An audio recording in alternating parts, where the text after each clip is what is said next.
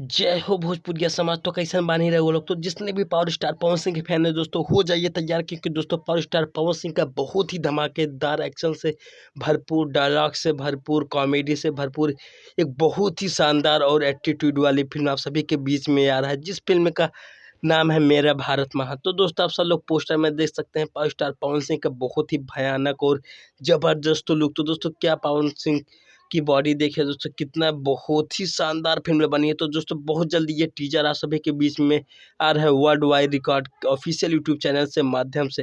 तो दोस्तों आप सभी के बीच में पावर स्टार पवन सिंह के सोशल मीडिया के माध्यम से पहला लुक आप सभी के बीच में जारी कर दिया गया है। तो जितने भी पावर स्टार पवन सिंह के फैन है, हो जाइए तैयार, क्योंकि दोस्तों आप सभी के बीच में आ रहा है trailer power star Pawan Singh का मेरा भारत महान का। दोस्तों जिसमें एक बहुत ही फेमस लाइन है, पहले प्यार से समझाते हैं, नहीं समझे तो हथियार से। तो दोस्तों तैयार हो जाइए पावर स्टार पवन सिंह के नए फिल्म के लिए।